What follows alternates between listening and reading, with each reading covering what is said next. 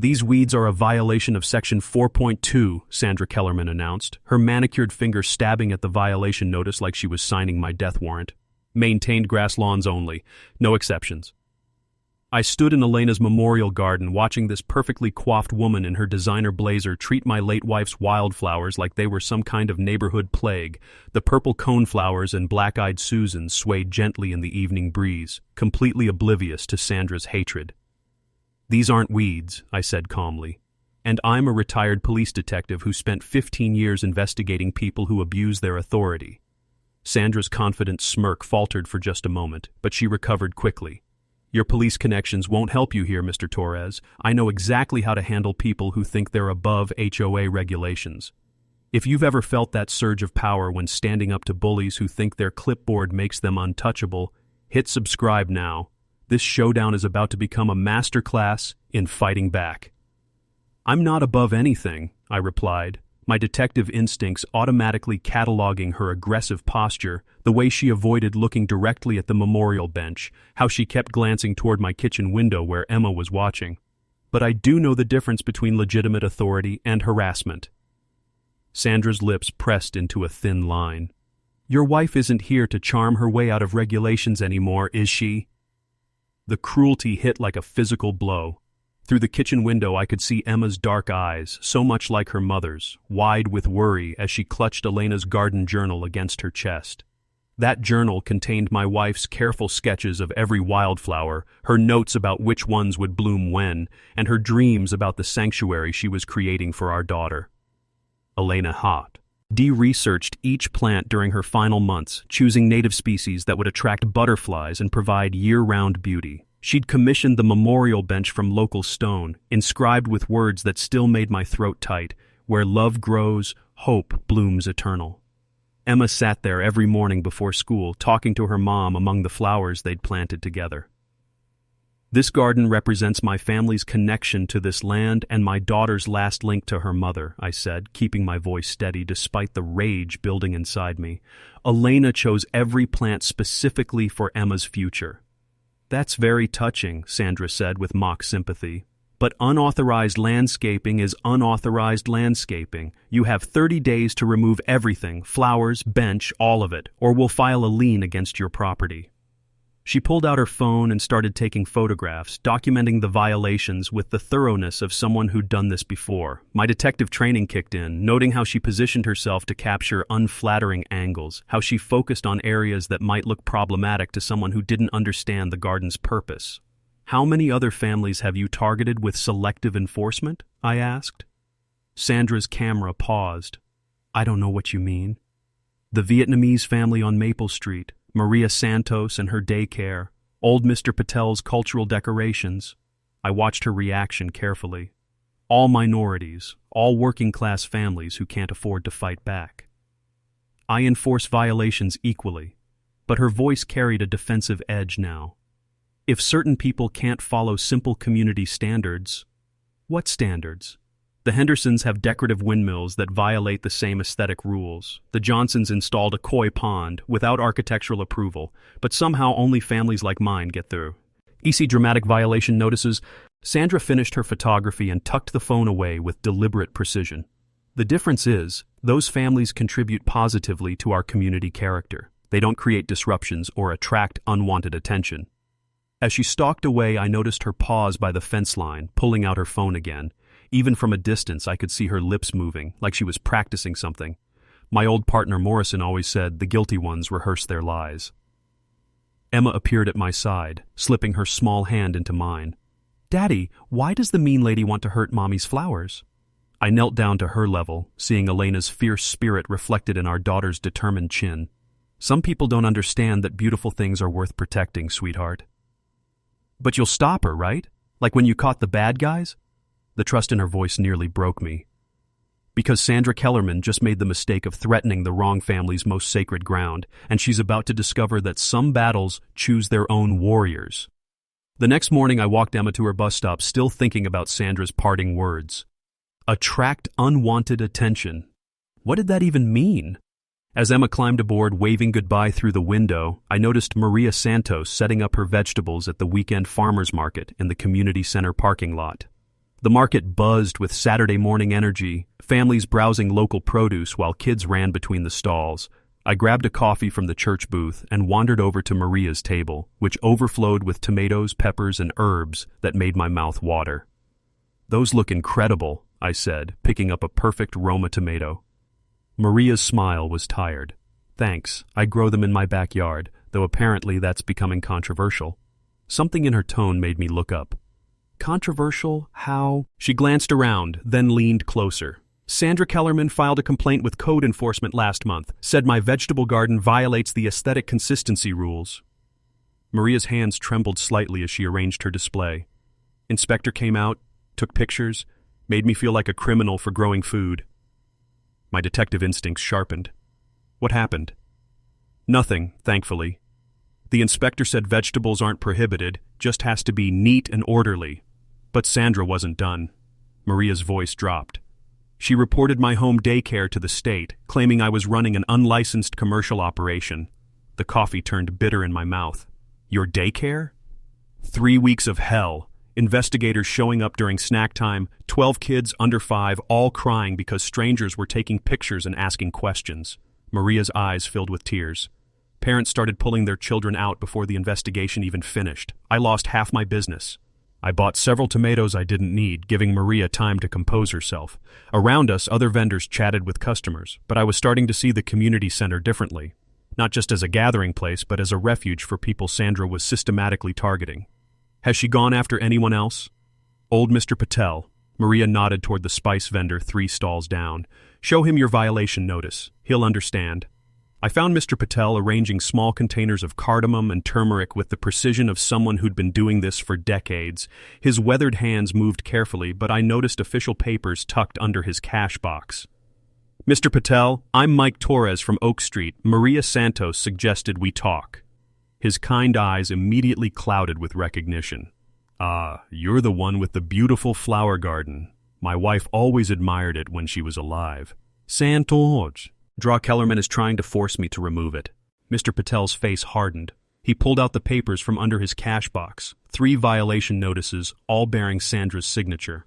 Diwali decorations, unapproved seasonal displays, she called them, the same lights I've put up for 15 years. What about the Hendersons' Christmas display? Up until March every year, but somehow that's different. He carefully folded the notices. She fined me $150 for each day the lights remained. Said they were inconsistent with neighborhood character. The pattern was crystallizing. I thought about the Vietnamese family Maria had mentioned, the one who'd moved away. Did you know the family on Maple Street? The Nguyen's. Lovely people. Mr. Patel's voice grew sad. Sandra cited them for their vegetable garden, too, but also for excessive foot traffic when their relatives visited for their daughter's wedding celebration. They moved? Couldn't afford to fight.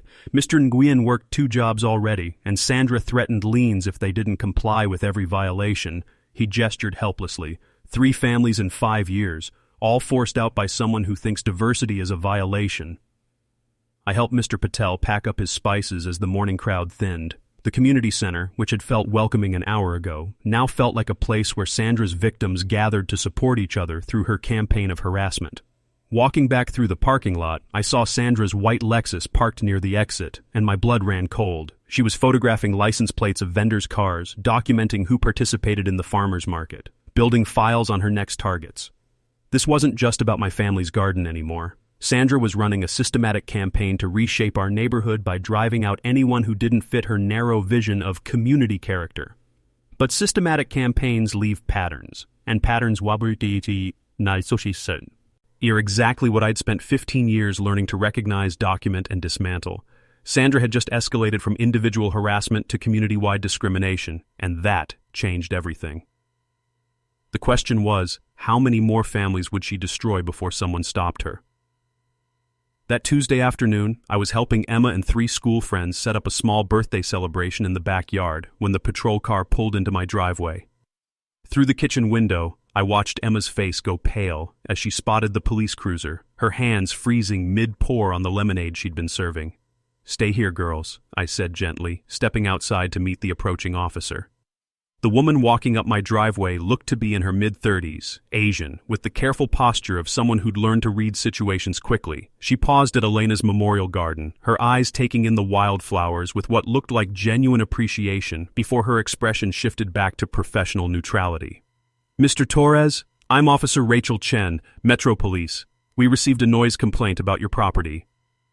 I glanced back at my yard where 4 10-year-olds were quietly eating birthday cake at a picnic table, their voices barely audible over the afternoon breeze.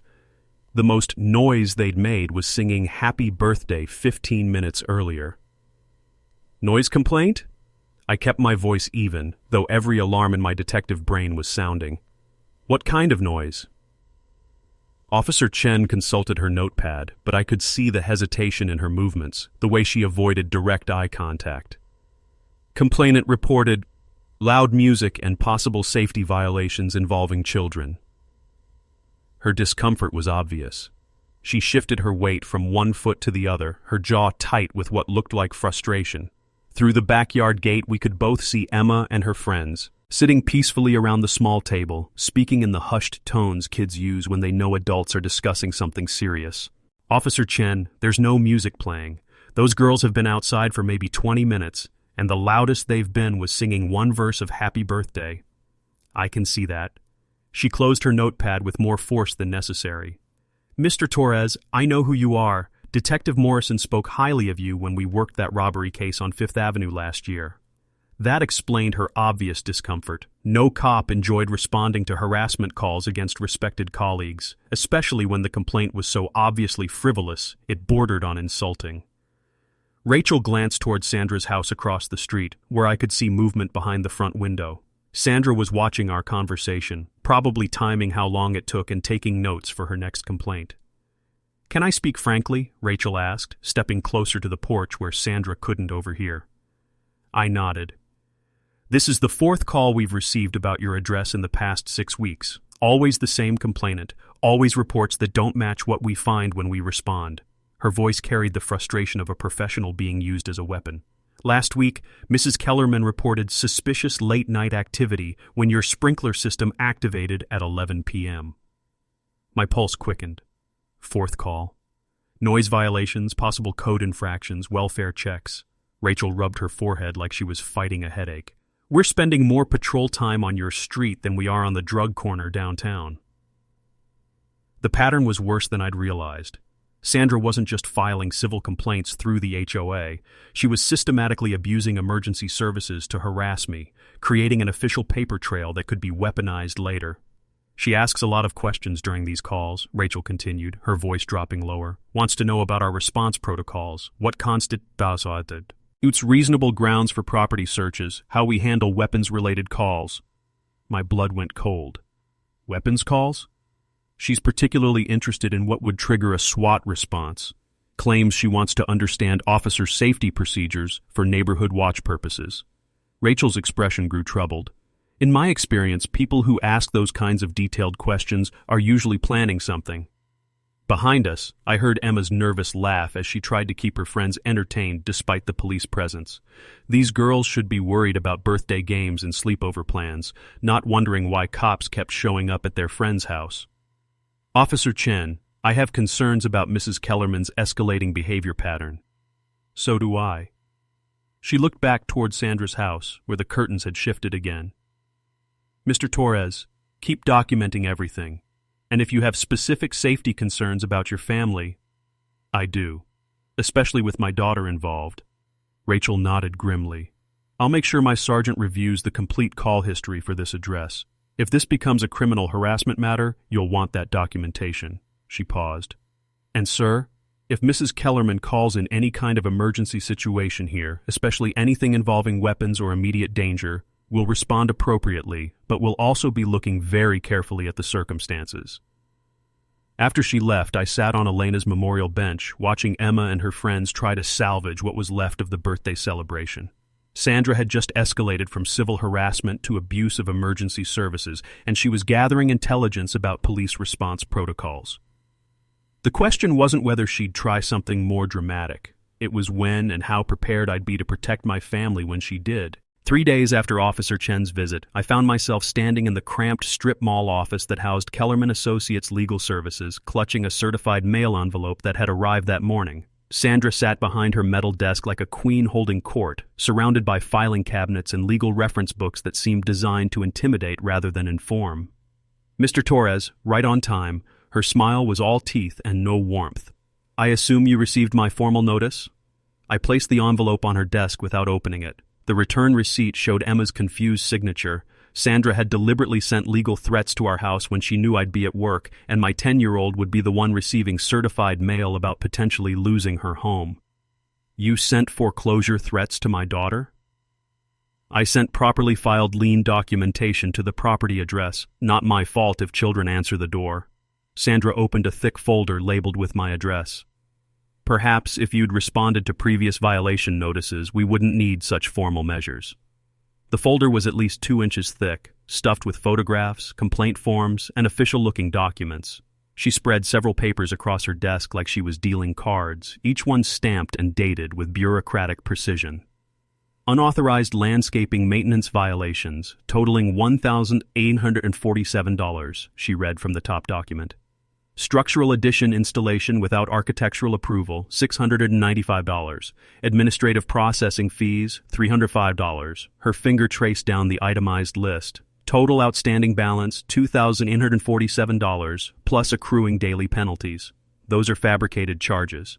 They're documented violations of recorded HOA bylaws. Sandra pulled out a magnifying glass and pointed to fine print on one of the forms. Section 4.2 clearly states maintained grass lawns only. Your ethne, sea garden, violates neighborhood aesthetic standards. The mask was completely off now. She wasn't even pretending this was about rules anymore. The memorial bench constitutes an unauthorized structural addition, she continued. No permits were filed, no architectural committee approval was sought. Clear violation of Section 7.1. That bench is made of stone, it's not attached to anything. Permanent landscape installations require approval. Sandra's voice carried the smugness of someone who'd researched every possible angle. And these so-called wildflowers? Section 4.3 prohibits noxious weeds that attract rodents and insects. She slid a botanical identification guide across the desk, several pages bookmarked and highlighted. Someone had spent considerable time researching ways to classify Elena's carefully chosen native plants as violations. Purple coneflowers are listed here as aggressive spreaders. Black-eyed Susans can harbor pest insects. The butterfly weed attracts what the manual calls undesirable wildlife activity. Sandra's finger tapped each highlighted passage, all clear violations of our pest control standards. The level of detail was staggering. She'd turned Elena's memorial into a legal weapon, twisting every loving choice my wife had made into ammunition for harassment. You have 30 days to remove all violations and pay accumulated fines, Sandra continued, or we initiate foreclosure proceedings. The lien gives us legal authority to force the sale of your property to recover HOA debt. My mouth went dry. Elena's medical bills had already forced us to take a second mortgage. Between my consulting income and Emma's needs, I had maybe $800 in savings. Sandra knew exactly what she was doing, targeting a widowed father who couldn't afford a legal battle. This is extortion. This is enforcement of properly recorded covenants that every property owner agreed to follow. She gathered the papers with theatrical precision. Your wife may have charmed previous board members into ignoring violations, but this administration follows the law. What law says you can destroy a child's connection to her dead mother? Sandra's eyes went cold. The law says property owners maintain compliance with community standards. If you can't afford to live here properly, perhaps you should consider relocating to a more suitable neighborhood. The threat hung in the air between us. She wanted us gone, not just the garden, but Emma and me entirely. This wasn't about HOA rules. It was about ethnic cleansing disguised as bureaucracy. 30 days, she repeated. After that, your housing situation becomes the bank's problem, not mine. Driving home, I called Detective Morrison from my car outside Emma's school. Jim, I need to understand something about harassment law. If someone is using false legal proceedings to force a family from their home, when does civil harassment become criminal? What kind of false proceedings? I told him about the lien, the fabricated violations, the systematic targeting of minority families. Morrison was quiet for a long moment. Mike, you're describing someone who's weaponizing the legal system for racial harassment. Document everything. If she's building toward foreclosure based on fabricated violations, that could be fraud. What if she escalates beyond paperwork? With this level of planning and hatred, she probably will. Be ready to call me immediately if she does anything that puts your family in danger. That night, Emma found me sitting at Elena's memorial bench, staring at the foreclosure papers. "Daddy, are we going to lose Mommy's house?" Looking at my daughter's frightened face, I felt something crystallize inside me. Yet Sandra Kellerman had just made this war personal, and she was about to discover that some fights choose their own endings. 3 days into Sandra's 30-day ultimatum, I was reviewing security footage in my home office when movement outside caught my attention. Sandra's white Lexus was parked across the street at an unusual angle, positioned behind the Henderson's oak tree like she was trying to stay hidden while maintaining a clear view of my property. My detective instincts kicked in immediately. Surveillance subjects who attempt concealment are usually planning something they don't want witnesses to observe.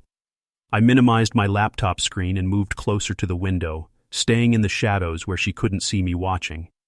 Sandra sat in her car with her phone pressed to her ear, but something about her posture looked wrong. Her free hand gestured animatedly, moving in the exaggerated patterns of someone giving a performance rather than having a conversation. The rhythm was all off. Too much talking, not enough listening, no natural pauses for responses. I grabbed my phone and activated the voice recorder, then cracked open my office window. The evening air was still, and with her car window partially down, I could catch fragments of what she was saying. Suspicious activity at 1247 Oak Street, multiple individuals gathering in backyard area. My blood went cold. She wasn't talking to anyone. She was rehearsing. I held my phone closer to the window, making sure the audio was clear as Sandra continued her practice session. Her voice carried the dramatic urgency of someone who'd watched too many crime shows. Appeared to be coordinating something, possible weapon storage, behind house. Each phrase was more calculated than the last, designed to trigger maximum police response. She was crafting language specifically chosen to bring armed officers to my door. Children present at location. Heard what sounded like weapons being loaded. Immediate danger to neighborhood. The pattern was unmistakable.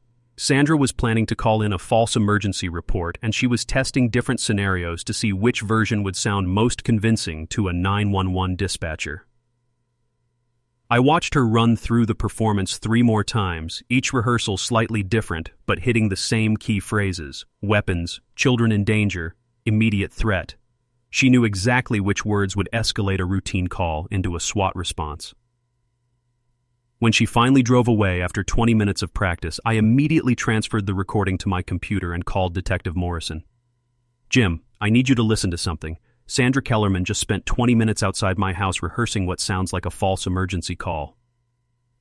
I played back the audio over our video connection, watching Morrison's face grow progressively grimmer as Sandra's rehearsed scenarios continued. "Jesus, Mike, she's planning to SWAT you. When do you think she'll make the actual call? Based on this level of preparation? Soon. She's getting her story straight first, making sure she hits all the right panic buttons." Morrison rubbed his temples. "The problem is, we can't arrest someone for practicing phone calls. We need her to actually file the false report. But once she makes that call, SWAT response to a weapon situation with children present, even knowing your background, that's an inherently dangerous scenario for everyone involved." We discussed options, but the legal reality was stark. Until Sandra actually made the false emergency call, she hadn't committed a prosecutable crime. And once she made the call, the situation would become immediately life-threatening. What about the harassment pattern, the fabricated lien? Civil court territory until she crosses into criminal behavior. But Mike, this recording changes everything. She's moved from harassment, I said, into conspiracy to file false reports. After we hung up, I sat in my office reviewing everything I knew about Sandra's escalation pattern. She'd moved systematically through bureaucratic harassment, code enforcement abuse, and false police calls. Now she was preparing for something that could get my family killed. But why was she escalating now? What had changed to push her from civil violations to potentially deadly false emergency reports? The answer hit me as I looked at Emma's school calendar pinned to my bulletin board. This Friday was her sleepover birthday party. 6 of her closest friends spending the night, playing in the backyard, probably staying up late and making the kind of noise kids make when they're having fun. To Sandra's twisted mind, a group of children having a sleepover would provide perfect cover for whatever emergency scenario she'd rehearsed. Kids making noise after dark, multiple individuals gathering in my backyard. She could spin that into anything she wanted. I walked to my window and stared across at Sandra's house, its windows glowing warmly in the evening light. Behind that suburban facade was someone planning to turn my daughter's birthday celebration into a weapons call that could traumatize Emma and her friends forever. Sandra had just crossed from harassment into potential violence, and she'd chosen to target children to do it. That changed everything. The detective in me began planning, but the father in me was already at war. The next morning, I was making Emma's lunch when I heard raised voices outside. Through the kitchen window, I saw Sandra standing at our bus stop, pointing an accusatory finger at my daughter, while the other kids backed away nervously. I dropped everything and ran outside, my heart hammering as I saw Emma's tears and Sandra's aggressive posture. The school bus was just turning onto our street, but Sandra seemed determined to finish whatever confrontation she'd started. "Those flowers are illegal weeds, young lady. Your father is breaking the law by keeping them." "They're not weeds." Emma's voice was small but fierce. "My mommy planted them for me before she went to heaven." "Your mother isn't here anymore, and neither will you be if your father doesn't follow the rules." I reached them just as the bus pulled up. "Get away from my daughter." Sandra turned to me with cold satisfaction. "I was simply explaining to Emma why you'll be moving soon. Children should understand when their parents make poor choices." The other kids climbed onto the bus in uncomfortable silence while Emma stood frozen between us, clutching her backpack straps like armor. The bus driver, Mrs. Henderson, watched the scene with obvious concern. "Emma, get on the bus," I said gently. My daughter looked back at me with Elena's eyes, now filled with confusion and fear. "Daddy, are we really going to lose Mommy's flowers?" "We're not losing anything, sweetheart, I promise." After the bus left, Sandra stepped closer, invading my personal space with the confidence of someone who thought she held all the cards. 30 days, she said quietly. "After that, your housing problems become much more complicated." That evening, I found Emma in her bedroom, sitting on her bed with Elena's garden journal open in her lap. She'd been crying, her eyes were red and puffy, and she kept wiping her nose with tissues from the box beside her. "Hey, sweetheart, can we talk?" Emma nodded but didn't look up from the journal's pressed flower samples. "The mean lady said we have to move away from Mommy's garden." I sat beside her on the bed, pulling her close. "What else did she say?" "That Mommy's flowers are bad, and they make the neighborhood ugly." Emma's voice cracked. "But look, Daddy." She turned to a page where Elena had pressed a perfect purple coneflower, its petals still vibrant. "After 2 years." Below it, my wife's careful handwriting read, "For Emma's 10th birthday, these will bloom every summer to remind you that Mommy's love grows forever." She also said, Emma's voice dropped to a whisper, "She said maybe we don't belong here anyway." The rage that filled me was unlike anything I'd ever experienced. Sandra had deliberately traumatized my child, using a 10-year-old's grief as a weapon in her harassment campaign. She'd crossed every line that mattered. "Emma, listen to me very carefully. We are not moving. We are not leaving Mommy's garden, and that woman is never going to hurt you again. But what if she makes us leave? She can't make us do anything. Do you know why?" Emma shook her head. "Because sometimes bad people think they can scare good families into giving up things that matter. But they forget that some daddies used to catch bad people for a living." I smoothed her hair back from her forehead. "And this daddy isn't done catching them yet." After Emma fell asleep, I called Morrison from my home office. "Jim, Sandra Kellerman just directly threatened my 10-year-old daughter. She's escalated to targeting Emma psychologically, and I've got audio of her rehearsing false emergency calls. I need to know what my options are." "What kind of threats?" I told him about the bus stop confrontation, Sandra's deliberate attempt to traumatize Emma, and her pattern of escalating harassment culminating in the rehearsed emergency call. Morrison was quiet for a long moment. "Mike, she's building towards something big. The psychological targeting of your daughter, the false emergency call preparation. This feels like someone who's planning a final confrontation. What do you recommend?" "Document everything. Keep that audio recording secure. And Mike, if she makes that false emergency call, we'll be ready. I'm going to brief my sergeant about." the situation and make sure dispatch flags your address. What if she targets Emma again? Then she crosses into direct child endangerment, and we can move on her immediately. After we hung up, I sat in Elena's memorial garden, surrounded by the wildflowers my wife had planted for our daughter's future. Sandra had just made this personal in a way that changed everything. She wanted to traumatize a grieving child to satisfy her own hatred. She was planning to weaponize emergency services against my family. And she thought my police background made me vulnerable rather than dangerous. Sandra Kellerman was about to discover how wrong she could be. 2 days after Sandra's confrontation with Emma, I was reviewing security footage when my phone buzzed with a text from an unknown number. "This is Officer Chen. Can we meet? I have information you need to hear. Corner Cafe on Riverside, 2 p.m.? The Corner Cafe occupied a narrow space between a used bookstore and a dry cleaner, the kind of place where cops grabbed quick coffee between calls and nobody paid attention to quiet conversations. I arrived first, choosing a table in the back corner where we could talk without being overheard. Rachel Chen walked in exactly at 2, still in uniform but off-duty, her expression troubled in a way that made my detective instincts sharpen. She ordered black coffee and slid into the seat across from me, glancing around to make sure we weren't being watched. "Mr. Torres, what I'm about to tell you could get me in trouble with my department, but I can't sleep knowing what's happening to your family." She pulled out a small notebook, the kind cops use for personal observations rather than official reports. Her hands weren't quite steady as she opened it. "Sandra Kellerman has called 911 about your property 6 times in the past 2 months. Not 4 like I told you before. 6. I've been keeping my own log because something felt wrong about the pattern." 6 times? Every call requis. Res an official response, even when we know they're bogus. That's policy. Rachel's voice carried the frustration of a professional being weaponized. But here's what bothers me. She's not just making random complaints. She's systematically testing our response protocols. She flipped through her notebook, showing me handwritten entries with dates and details. "First call was a noise complaint about your sprinkler system. When I responded, she asked how long it took us to get there, whether we'd checked for weapons, why we didn't search the property." Rachel looked up from her notes. "Most complainants just want the problem solved. They don't interrogate responding officers about procedure." My mouth went dry. "What did you tell her?" "Standard responses at first, but then she got more specific, asked about probable cause for property searches, what constitutes reasonable suspicion, how we handle calls involving children." Rachel's jaw tightened.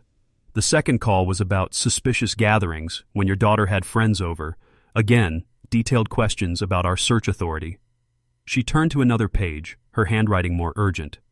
"Third call was the welfare check when Emma was sick and stayed home from school. Kellerman claimed she hadn't seen the child in days and was concerned about neglect." Rachel's voice dropped. "When I explained that wasn't grounds for entering your property, she wanted to know exactly what would be."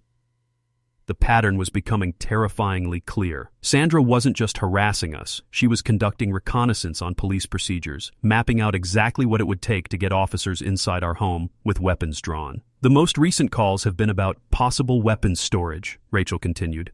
"Always vague enough that we can't ignore them, but specific enough to trigger officer safety protocols. Each time she asks Mo or detailed questions about SWAT response criteria." "When was the last call?" 3 days ago, she reported seeing suspicious packages being delivered to your address." Rachel looked embarrassed. "It was your daughter's birthday present from Amazon." But Kellerman spent 20 minutes asking about warrant requirements for weapons searches. I thought about the audio recording I'd captured of Sandra rehearsing her emergency call.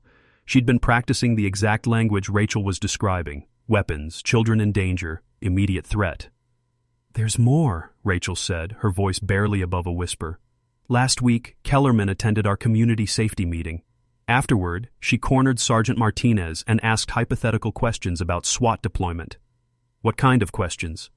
"Response times for weapons calls, how many officers we send to domestic situations, whether we coordinate with other agencies for high-risk scenarios." Rachel closed her notebook, her hands shaking slightly. She claimed she was updating emergency procedures for the HOA, but Martinez said her questions were oddly specific. The coffee shop's ambient noise, conversations, espresso machines, soft music seemed to fade as the implications hit me. Sandra wasn't just planning to make a false emergency call. She was planning something that would require maximum police response, and she'd spent months researching exactly how to trigger it. Officer Chen, I need to ask you something and I need you to be completely honest. She nodded. If Sandra calls in a weapons situation at my house during my daughter's sleepover this Friday, what happens? Rachel's face went pale. Full SWAT response, armed entry team, everyone on the ground until the scene is secured, she paused. With children involved and your law enforcement background, they'd assume the worst-case scenario. Even if you knew the call was false? We'd still have to respond as if it were ill. Officer safety protocols don't allow assumptions, even about harassment calls. The weight of Sandra's plan settled over me like ice water. She'd researched police procedures, tested response times, and identified exactly what language would bring armed officers crashing into my daughter's birthday party. Why are you telling me this? Rachel met my eyes directly. Because I've been a cop for 8 years and I've never seen someone prepare this methodically to weaponize emergency services, because targeting a child's birthday party crosses every line that matters. She stood up, leaving money for her coffee, and because sometimes doing the right thing means risking your career. After she left, I sat alone in the cafe, understanding that Sandra's harassment had evolved into something far more dangerous than I'd imagined. She wasn't just trying to force us from our home, she was planning to traumatize my daughter and her friends with a militarized police response based on lies. But now, I had an ally inside law enforcement who understood what we were dealing with, and sometimes that made all the difference between being a victim and being ready to fight back. The question was, would it be enough to protect Emma when Sandra finally made her move? After leaving the coffee shop, I drove straight to my home security office, my mind already organizing the counterplan that would protect my family and finally stop Sandra's escalating harassment. Rachel Chen's intelligence had given me the roadmap. Now I needed to build a case that would stand up in criminal court. My security consulting business had taught me that the best defense systems aren't just about cameras and alarms, they're about creating an unbreakable chain of evidence that tells the complete story. I pulled out my laptop and began designing exactly that kind of system around Sandra's impending attack. First, I cataloged everything I already had. The audio recording of Sandra rehearsing her false emergency call, documentation of her harassment pattern against minority families, Rachel's unofficial log of Sandra's 911 abuse, and the fabricated lien papers. Each piece would be crucial, but I needed more to build a prosecutable case. I called my supplier and ordered 4 additional high-definition security cameras with audio recording capabilities, positioning them to capture every angle of my property and the street where Sandra conducted her surveillance. These weren't the obvious dome cameras that screamed security system. These were discrete units that would document everything without alerting her to their presence. Next, I researched the criminal statutes Rachel had mentioned. Filing false police reports was a Class A misdemeanor in our state, punishable by up to a year in jail and $4,000 in fines. But abuse of emergency services that created danger to children elevated it to a felony, with sentences ranging from 2 to 10 years. The key was proving intent and pattern. Sandra's months of intelligence gathering, her systematic harassment of my family, and her deliberate targeting of Emma's birthday party would demonstrate premeditation that transformed a simple false report into conspiracy to endanger children. I created a digital case file, organizing everything chronologically to show Sandra's escalation from civil harassment to criminal conspiracy. The timeline was damning: HOA violations, code enforcement harassment, false police calls, lien threats, direct intimidation of Emma, and finally her rehearsed preparation for a false SWAT call. My phone rang, Morrison returning my earlier message. "Jim, I need to walk you through what I'm building here." I shared my screen and took him through the complete evidence file, explaining how each piece connected to create an unbreakable case for criminal prosecution. "This is solid work, Mike. You're documenting conspiracy, pattern of harassment, and endangerment of children. Any prosecutor would take this case." "What about the timing? She's planning something for Emma's sleepover this Friday." Morrison was quiet for a moment. "Here's what we're going to do. I'll brief my sergeant in the DA's office about the situation. When Sandra makes that false call, and she will, we'll be ready with a coordinated response." Meaning, SWAT will still have to respond as if the call were legitimate, but we'll have plainclothes officers positioned to document Sandra's behavior during the incident. Body cameras will capture everything she says and does, creating real-time evidence of her false reporting. The plan was elegant in its simplicity. Sandra's own preparation would become the rope she hanged herself with. Every rehearsed lie would be captured on police body cameras, providing unshakable evidence of her criminal intent. Mike, you need to understand something. Once we spring this trap, there's no going back. Sandra will face serious criminal charges, and the whole community will know what she's been doing. Good. Maybe it'll stop her from targeting other families. I spent the rest of the evening installing the new security cameras and testing their recording capabilities. Each unit captured crystal-clear video and audio, creating overlapping coverage that would document every second of Sandra's planned attack. The final piece was establishing secure communication protocols. I programmed Morrison's direct number into speed dial and set up encrypted messaging that would let me alert him the moment Sandra made her move. As I calibrated the last camera, I thought about Emma sleeping upstairs, probably dreaming about her upcoming birthday sleepover. She had no idea that her party would become the battlefield where her father finally stopped the woman who'd been terrorizing their family. But Sandra had made one crucial mistake in her months of planning. She'd underestimated what happens when you threaten a detective's child. She'd researched police procedures and emergency protocols, but she'd forgotten to research the man she was targeting.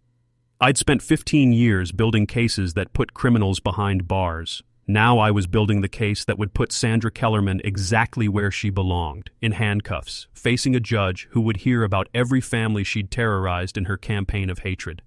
The security system was active, the evidence file was complete, and law enforcement was standing by. Sandra could make her call whenever she wanted. I'd be ready.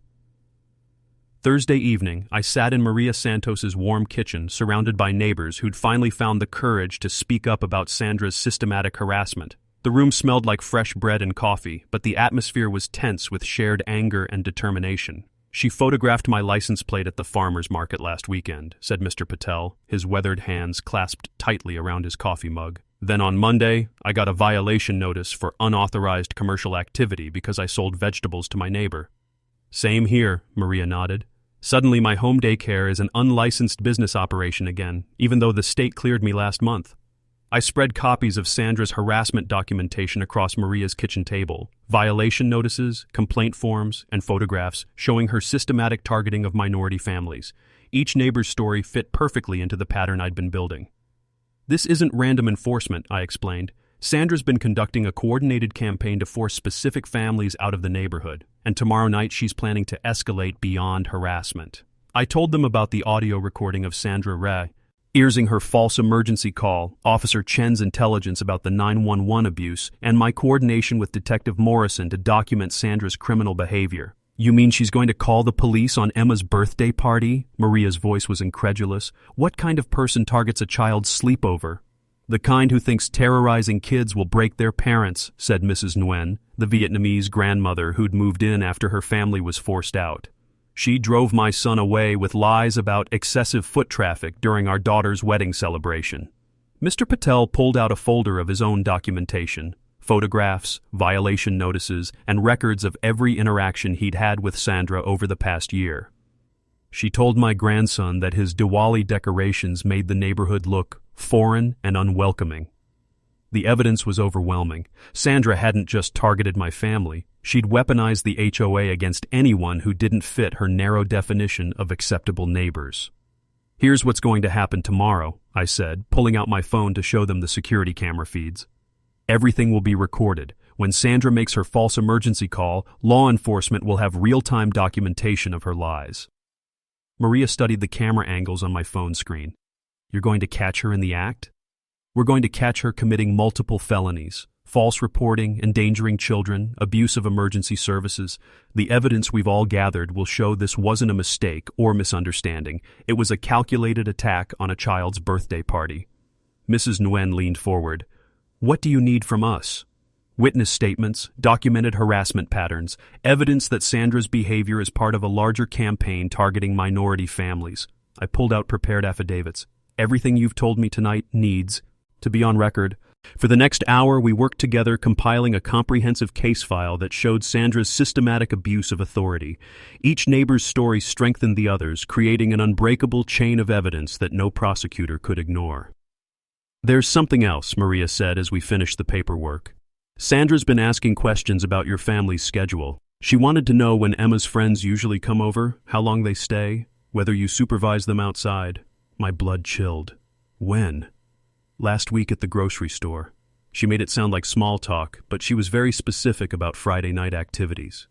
The intelligence gathering had been even more thorough than I'd realized. Sandra had researched not just police procedures, but my family's routines, ensuring she'd know exactly when to make her call for maximum impact. She also asked Mrs. Henderson about your work schedule, Mr. Patel added. Wanted to know if you'd be home during the sleepover or if Emma would be unsupervised. Every detail painted the same picture. Sandra had spent months planning tomorrow night's attack, gathering intelligence about our routines, researching emergency response protocols, and crafting the perfect scenario to weaponize Swat against my daughter's birthday party. But her thorough preparation would also be her downfall. Every question she'd asked, every reconnaissance mission she'd conducted, every rehearsed lie she'd practiced, all of it would be evidence of premeditation when she finally made that call. As the meeting broke up, Maria walked me to the door. Mike, are you sure this is safe? Having Emma's party while knowing Sandra's planning something? It's the only way to catch her. If we cancel or postpone, she'll just find another opportunity. But this time, we'll be ready.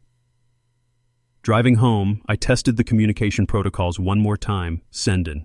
G. Morrison, an encrypted message confirming that tomorrow's operation was go. His response came back immediately. All units briefed. Body cameras ready. Let's finish this. That night, I sat in Emma's room watching her sleep, surrounded by birthday decorations and party supplies. Tomorrow, her celebration would become the final battle in Sandra's war against our family.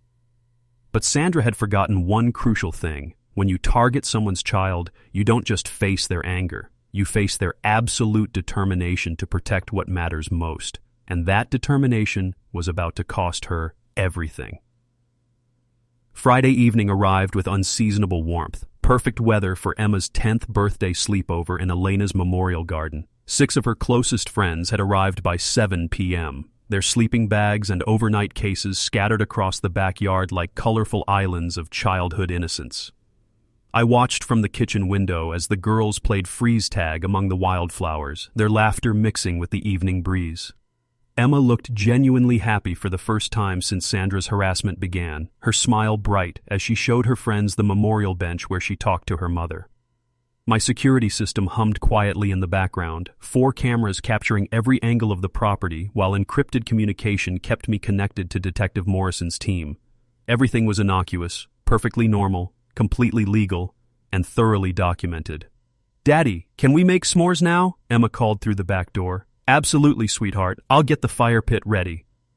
As I arranged the portable fire pit on our stone patio, I caught movement in my peripheral vision. Sandra's white Lexus was parked across the street again, positioned for optimal surveillance of our backyard activities. She'd arrived exactly on schedule. The girls gathered around the small fire as darkness fell, roasting marshmallows and telling ghost stories with the dramatic flair only 10-year-olds could manage. Their voices carried across the quiet neighborhood, normal childhood sounds that any reasonable person would recognize as harmless fun. But Sandra wasn't reasonable. At 9:15 p.m., she stepped out of her car with her phone already in hand.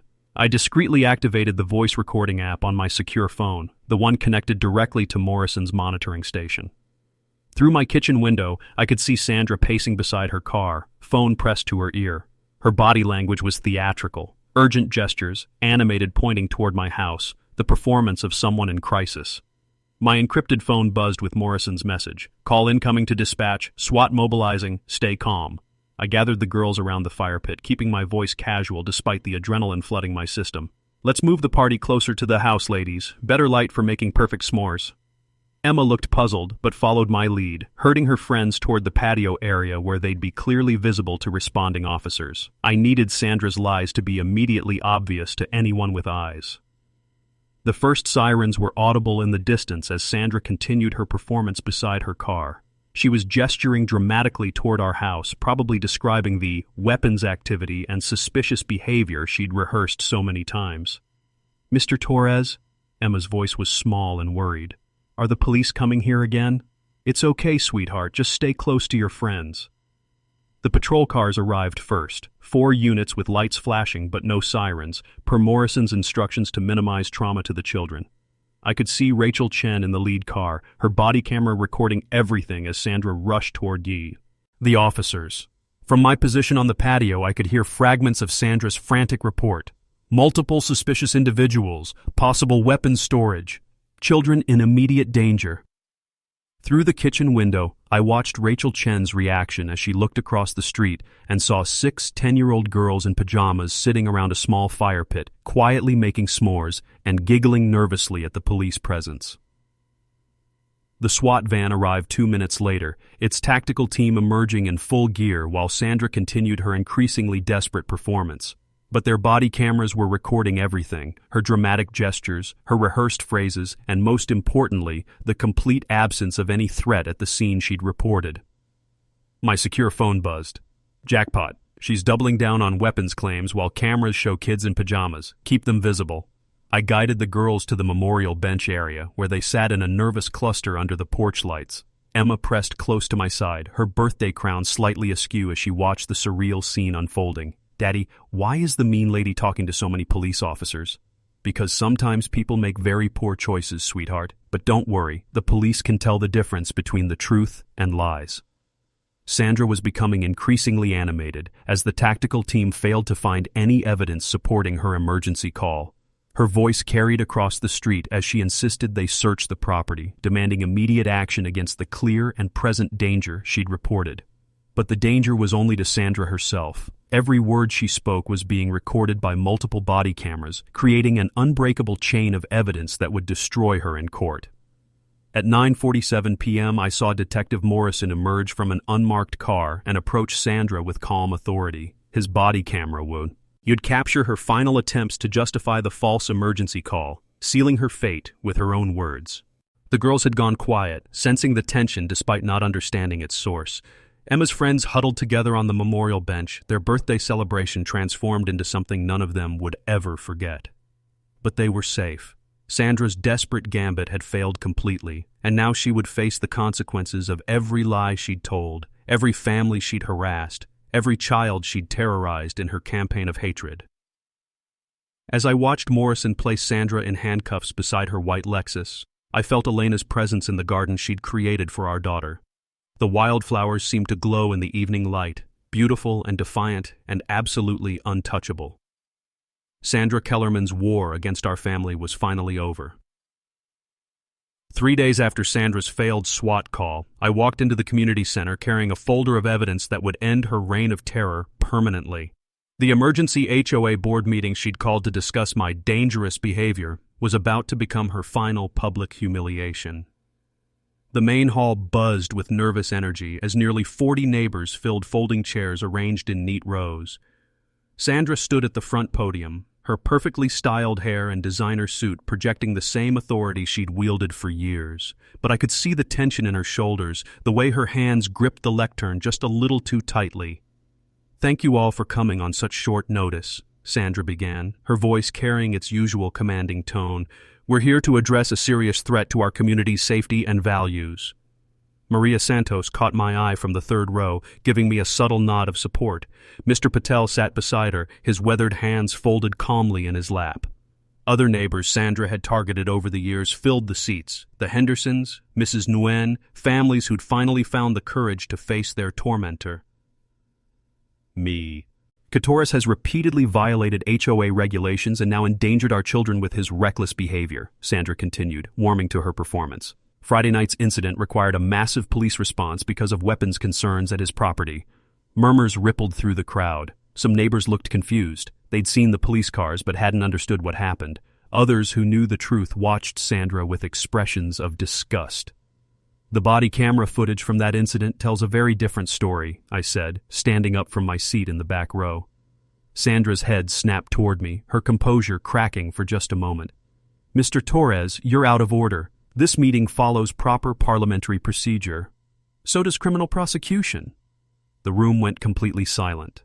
I walked down the center aisle, feeling every eye in the room following my movement. Sandra's face had gone pale, but she maintained her position at the podium like a captain going down with her ship.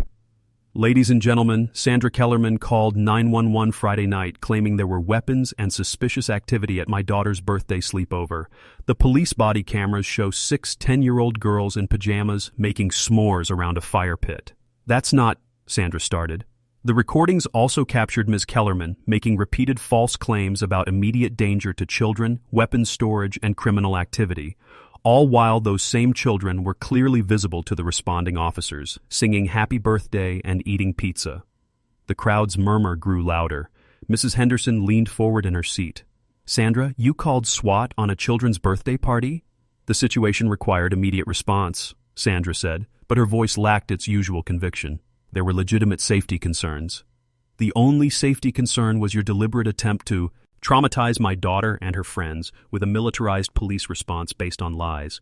I opened my folder and pulled out printed screenshots from the body camera footage Detective Morrison had shared with me. The images were devastating, Sandra pointing frantically at my house while claiming weapons activity, while the same footage clearly showed children in birthday hats sitting peacefully in the background. This is what filing false police reports looks like, I said, holding up the images for everyone to see. This is what abuse of emergency services looks like. This is what happens when someone uses their position to terrorize families they consider undesirable. Sandra stepped back from the podium, her face flushed with anger and panic. You can't prove anything. I reported legitimate concerns about community safety. We can prove everything. 6 months of harassment, fabricated violations, false police calls, and systematic targeting of minority families. The district attorney's office reviewed all the evidence yesterday. The community center doors opened, and Detective Morrison walked in, flanked by 2 uniformed officers. The room fell completely silent as they approached the front of the hall. Sandra Kellerman, Morrison announced in a clear, carrying voice, you're under arrest for filing false police reports, abuse of emergency services, and endangering the welfare of children. The handcuffs clicked around Sandra's wrists with a sound that seemed to echo through the stunned silence. Her designer blazer wrinkled as her hands were secured behind her back, the perfect image of authority crumbling before 40 witnesses. You have the right to remain silent, Morrison continued as Sandra was led toward the exit. Anything you say can and will be used against you in a court of law. As the doors closed behind Sandra and her escort, the community center erupted in conversation. Some neighbors looked shocked, others relieved, a few openly celebrate. Victoria Maria Santos stood up and began clapping slowly. Mr. Patel joined her, then Mrs. Nguyen, then family after family that Sandra had targeted over the years. The applause grew until it filled the hall, not just for Sandra's arrest, but for the end of her campaign of fear. The HOA board will need new leadership, I announced over the noise. People who understand that our community's strength comes from its diversity, not from driving out families who don't fit someone's narrow vision of belonging. As neighbors filed out, many stopped to shake my hand or share their own stories of Sandra's harassment. For the first time in months, people were speaking openly about what they'd endured, no longer afraid of retaliation. Outside, I found Emma waiting in Maria's car, her face pressed against the window with curiosity. Is the mean lady gone, Daddy? She's gone, sweetheart. She won't hurt our family or anyone else's family ever again. The victory was complete, justice was served, and our community could finally heal. 6 weeks later, I stood in Elena's memorial garden watching our entire neighborhood gather for a ceremony I never could have imagined. The wildflowers my wife had planted were in full autumn bloom, their vibrant colors creating a backdrop for something beautiful and unexpected, a community coming together to heal. The criminal case against Sandra Kellerman had concluded the previous week with her plea agreement, 2 years in prison for filing false police reports, abuse of emergency services, and child endangerment. The judge had been particularly harsh about her targeting of Emma's birthday party, calling it a calculated attack on childhood innocence for personal vindication. But the legal victory was just the beginning. Word had spread beyond our neighborhood about Sandra's systematic harassment and the precedent our case had set. The local news had PIs. Fucked up the story, and suddenly we were hearing from families across the city who'd faced similar HOA abuse. Daddy, look how many people came, Emma said, tugging on my sleeve as she surveyed the crowd gathering around our memorial garden. Nearly 60 neighbors filled our backyard, many carrying small memorial stones they'd prepared for today's dedication ceremony. Maria Santos had organized everything, transforming Elena's private memorial into something that would honor everyone who'd been driven out or terrorized by Sandra's campaign. Detective Morrison approached, looking casual in civilian clothes but carrying the satisfied expression of someone who'd seen justice served. "Mike, the DA's office wanted me to tell you something. Your case is already being cited in 3 other jurisdictions. Prosecutors are using your documentation methods to build cases against HOA officials who abuse emergency services." The ripple effects were still spreading. Sandra's systematic harassment had been so thoroughly documented that it created a template for recognizing and prosecuting similar cases. Other families would be protected because we'd been willing to fight back. "We're ready to begin," Maria announced, her voice carrying across the gathered crowd. One by one, neighbors stepped forward to place memorial stones among Elena's wildflowers. Mr. Patel laid a smooth river rock inscribed with his late wife's name, explaining how she'd dreamed of a garden where all cultures could bloom together. Mrs. Nguyen added a polished granite stone for her son's family, forced to leave before Sandra's arrest. Each stone told a story of loss, resilience, and hope. What had begun as my wife's private memorial to comfort our daughter was becoming something larger, a symbol of community strength and resistance to hatred. "Elena Torres planted these flowers as a gift to her daughter," Maria said, addressing the crowd. "But they've become something more, a reminder that beauty survives, that love grows, stronger than fear, and that communities are built by those brave enough to stand against injustice." Emma stepped forward, carrying a small stone she'd painted herself. On one side she'd written, "For Mommy," and on the other, "Love grows forever." She placed it carefully next to the memorial bench, then looked up at me with Elena's determined eyes. "Are you proud of me, Daddy? I helped stop the mean lady, too." "I'm incredibly proud of you, sweetheart. Mommy would be, too." As the sun set over our transformed garden, I watched neighbors who'd been strangers just months ago sharing food, stories, and plans for protecting their community. The new HOA board, elected after Sandra's removal, had already repealed her discriminatory enforcement policies and established clear procedures for handling complaints fairly. The Hendersons brought their grandchildren to play among the flowers. The new family who'd bought the Nguyen's old house added their own memorial stone. Even Officer Rachel Chen stopped by, off-duty, to see how the garden had become a gathering place for healing. But the most meaningful moment came as people were leaving. A young mother I didn't recognize approached with her toddler, both of them carrying a small painted rock. "We live 3 neighborhoods over," she explained. "We heard about your fight with the HOA president who tried to force out minority families. Our board is trying the same tactics, and we wanted to learn from your victory." I gave her Detective Morrison's card and copies of our documentation methods.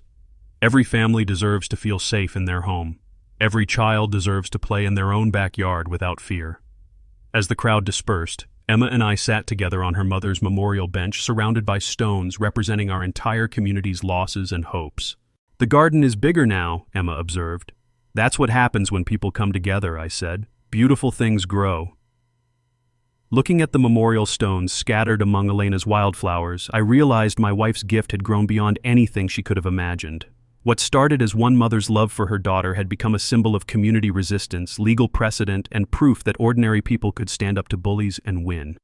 If you want more stories of homeowners standing up to HOA tyranny, hit subscribe right now, share your story in the comments, and let me know where you're watching from. Because sometimes the most important battles are fought in our own backyards, and victory looks like children playing safely in gardens planted by love. The mean lady was gone, the flowers bloomed eternal, and our community was finally, truly home.